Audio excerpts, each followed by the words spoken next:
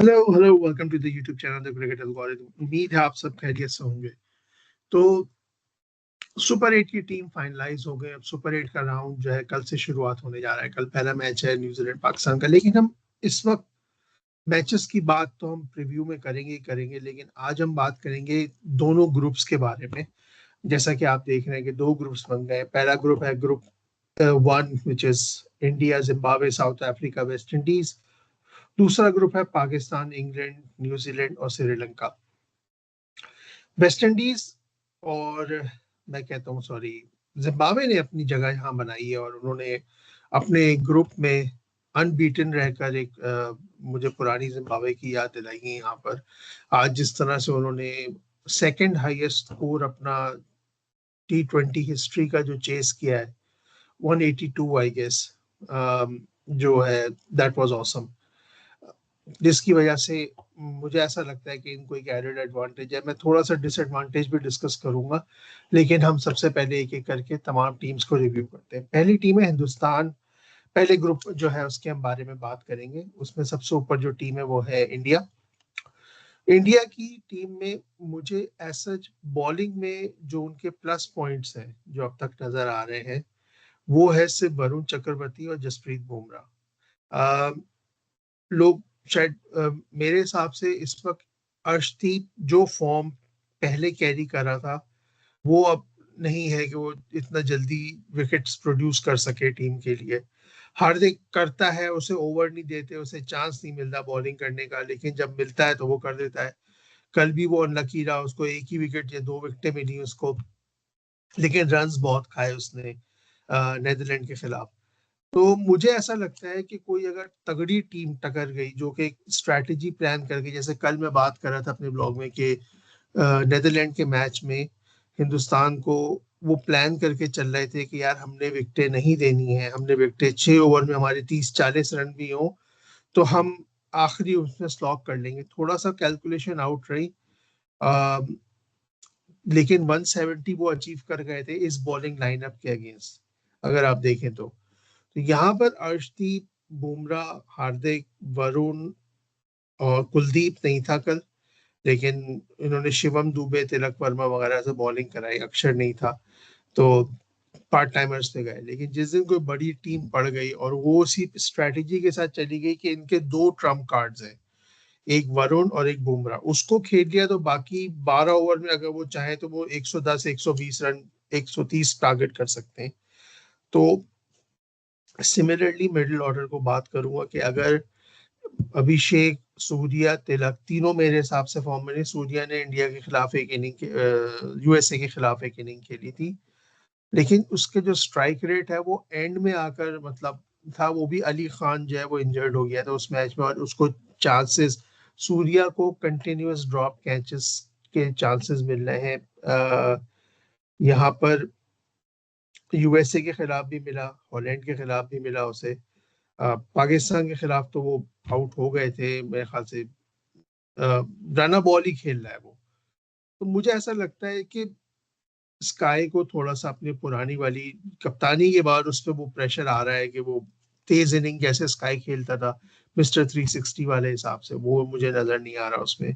तिलक injury के बाद बहुत स्ट्रगल कर रहा है स्पिनर्स के ऊपर। Shivam Dube is in a good nick, तो और Ishan Kishan is in a good nick. तो ये दो के अलावा मुझे कोई नजर नहीं आ रहा। हार्दिक मेरा फेवरेट ऑलराउंडर है, लेकिन मुझे उसमें वो चाम नजर नहीं आ रहा इस वर्ल्ड कप में। मतलब आके दो छक्के मारना, एक दो स्लॉक्स करना, स्लॉटर बनाना, वो उधर उधर स्कायर्स फेंक देना, I don't think so this is good. के जो क्रूशल मैच था आपके लिए यूएसए का और पाकिस्तान का, आप उस मैच में जितना चीपली आउट हुए थे एनीवेज, तो अब क्रूशल मैचेस आ रहे हैं, ये नॉकआउट की तरफ लेके जाएंगे आपको।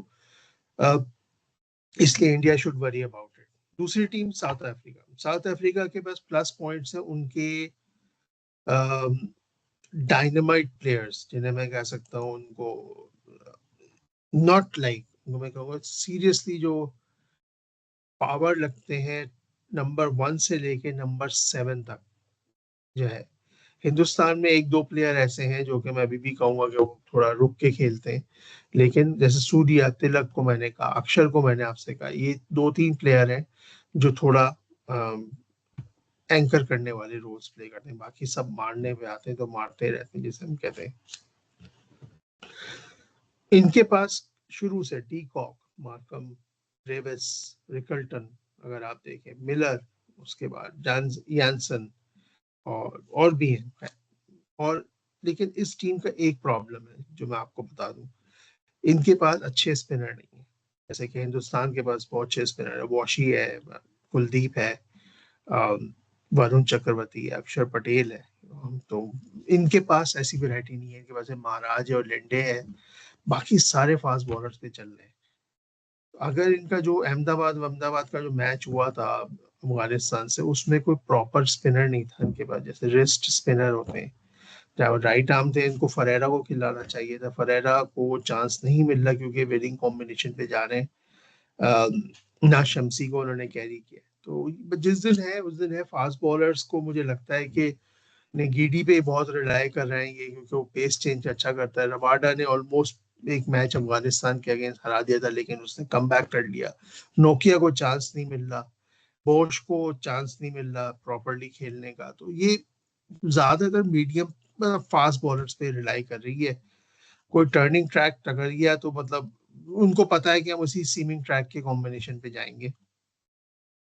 और ये 2024 में भी इसी पे गए थे, सिवाय महाराज के और एक पार्ट टाइमर माकरम और लिंडे के अलावा किसी को नहीं रखते। तो I think so it is good on the day. लेकिन इनके पास सारे प्लेयर्स जो हैं वो प्रॉपर हिटर जिन्हें हम कहते हैं वो है। यहाँ पर स्लॉगर्स नहीं है टीम के अंदर, they are power hitters what we call it. जहां जरूरत है वहां उनके स्लॉट में गेंद आएगी तो वो फिर ग्राउंड से बाहर ही जाएगी। तो सारे इनके पास जो है वो पावर हिटर्स हैं, नॉट लाइक स्लॉगर्स नहीं है। तो मुझे ऐसा लगता है कि ये टीम अच्छा करेगी। लेकिन इनकी जो हिस्ट्री है जो है वो चोकिंग की, वो उनके साथ been as a curse carry कर रही है। Wish them all the best for that this round, India का और इनका। और ये पूल में बज़ाहिर ऐसा लगता है कि साउथ अफ्रीका इंडिया जो है क्वालिफाई करेगी, लेकिन जिस तरह से जिम्बाब्वे और वेस्ट इंडीज खेल रहे हैं, और वेस्ट इंडीज के पास दो लेफ्ट आर्म तीन स्पिनर्स हैं, चेस, मोती और अकील हुसैन। कुछ मुझे लग रहा है कुछ होगा, कुछ ना कुछ तो ट्विस्ट एंड टर्न। जिस तरह जिम्बाब्वे के पास तीन स्पिनर है, कार्ल, उधर से एक मतलब मुझे मुहाहा करके कोई है एक बंदा, और एक सिकंदर राजा, तीन स्पिनर उनके पास भी हैं और उनका मीडियम पेसर्स भी हैं। इसलिए तो मुझे लगता है कि होगा। चले साउथ अफ्रीका की टीम हो गई, वेस्ट इंडीज पे बात करते हैं। इनके पास भी प्योर पावर हिटर्स है। टॉप ऑर्डर में इनके जो दो बैट्समैन हैं, इनके कप्तान समेत, वो इनिंग को स्टार्ट करते हैं, लेकिन थोड़े अरसे के बाद मतलब मुझे ऐसा लगता है कि नीचे हेथमायर हो गया, रदरफोर्ड हो गया, शेफर्ड हो गया, या फिर पावेल हो गया। ये चारों जो प्लेयर है ना, ये बहुत खतरनाक प्लेयर, इस टूर्नामेंट के Holder, importantly Holder as well. ये पांच, नंबर 2 से लेकर 7 तक, उसके बाद गुतकेश मोती, अकील हुसैन। फास्ट बॉलर में थोड़ा सा इनको लैक होता है मुझे, शमार जोसेफ जिसकी मैं बात कर रहा हूँ, just a moment, Romario Shepherd, Shamar Joseph, Akeal Hosein, Jayden सीज। मुझे ऐसा लगता है कि इनको Jason Holder, Romario Shepherd as an allrounder, और साथ साथ शमार जोसेफ, जेडन सीज को एज अ फास्ट बॉलर लेके जाना चाहिए। अकील हुसैन और गुतकेश मोती जो है वो ऑलरेडी इनके पास स्पिनर्स मौजूद हैं चेस के साथ। ये अच्छी टीम बन सकती है। इनकी फील्डिंग बहुत अच्छी है, ये ग्राउंड्स को समझते हैं हिंदुस्तानी। मैंने कहा था इनको एडवांटेज है कि इन प्लेयर्स ने दुनिया के हर कोने में T20 क्रिकेट खेली है, अलग अलग फ्रेंचाइज के साथ। तो they know how to execute a plan, और how to be execute a part of a plan, been as a bowler, been as a batter, been as a fielder. तो इन्हें पता है कि हमने किस तरह से बिहेव करना है, तो they could make another upset. तो इनका बहुत, मुझे लगता है कि इन्होंने 2016 वाली वाइब मुझे आ रही है। इन्होंने 2016 में हिंदुस्तान को इम्पॉसिबल मैच में हरा दिया था, जो चेस करने गए थे। एवरीवन रिमेम्बर्स दैट, सैमुअल की और रसल की और उसका नाम लैंडल सिमंस की जो इनिंग थी वो नहीं भूलती, जो हिंदुस्तान को उन्होंने 190 195 पे हराया था, चेस किया था 19 ओवर में। खैर, तो ये ही वेस्ट इंडीज की बात, जिम्बाब्वे की बात करते हैं हम लोग यहाँ पर। जिम्बाब्वे ने अपने पूल में टॉप किया है यहाँ पर। मेरे हिसाब से टॉप ऑर्डर में अगर आप देखें, इनके पास ब्रायन बेनेट है, बेन करन है, मुरमुरानी है, जो विकेट कीपर है इनके ब्रेंडन टेलर विड्रॉ कर गए हैं, लेकिन मिडिल ऑर्डर में इनके पास अच्छे ऑप्शंस है। ब्रैड इवंस है, मुस्कीवा है, मोयोंगा है, बर्ड है, सिकंदर रजा है। और बॉलर में इनके पास बहुत अच्छे हैं, मुजफ्फरानी है, नगारवा है, मसकज्जा है और क्रीमर है। स्पिनर्स और मीडियम पेसर्स और दो फास्ट बॉलर के साथ एक बेहतरीन कॉम्बिनेशन है। तीन ऑलराउंडर्स हैं, टॉप ऑर्डर में चार बैट्समैन और फिर जो है चार बॉलर। बॉलर शेयर पेस वाले नहीं है इन विकेट्स पे, श्रीलंकन विकेट्स पे बहुत कामयाब थे। एक डिसएडवांटेज सिर्फ है इस टीम की, वो ये कि इन्होंने सारे मैचेस जो हैं श्रीलंका में खेले, स्लो विकेट्स पे खेले, रन भी बनाए, चेस भी किए। लेकिन अब ये सारे मैचेस हिंदुस्तान में खेलेंगे। बाकी तमाम टीमें, West Indies, south Africa, India, इन्होंने ऑलमोस्ट अपने सारे मैचेस जो हैं वो अहमदाबाद, कोलकाता या दिल्ली में खेले, या फिर वानखेड़े। इन्होंने सारे मैचेस जो है अपने जो है श्रीलंका में खेले हैं, जिम्बाब्वे ने। अब ये सडनली जो है वो मूव करेंगे, तो उनका मैच वानखेड़े में भी पड़ रहा है, मुंबई में, और इनका दिल्ली में भी है, और आई गेस अहमदाबाद या कोलकाता में से कहीं एक है। तो they are flat tracks, but still the conditions are different than what we are coming. वो ह्यूमिड एटमॉस्फेयर था, यहाँ पे थोड़ा डिफरेंट है, थोड़ा ठंडा माहौल होगा। अभी वहाँ पे जनवरी फरवरी का महीना है, तो थोड़ी इतनी गर्मी नहीं होगी, but still those are the flat tracks. देखते हैं कि जिम्बाब्वे सडनली उस क्लाइमेट को एक्लेमेटाइज करने के बाद कितना अच्छा करता है। मुझे एक्सपेक्टेशन है कि ये एक मैच तो जरूर जीतना चाहिए सुपर 8 में। दो जीत गया तो फिर तो सेमीफाइनल आ रहा है, और ये वो वाइब आ रही है जो 90s की जिम्बाब्वे टीम होती थी उसकी। तो फिर ये है कि wish them all the best. ये है ग्रुप 1, जो इनके सारे मैचेस हिंदुस्तान में खेले जाएंगे, और ये मैचेस संडे से शुरू होंगे। कल हम बात करेंगे ग्रुप नंबर 2 की, जो कि है पाकिस्तान, इंग्लैंड, न्यूजीलैंड और श्रीलंका का।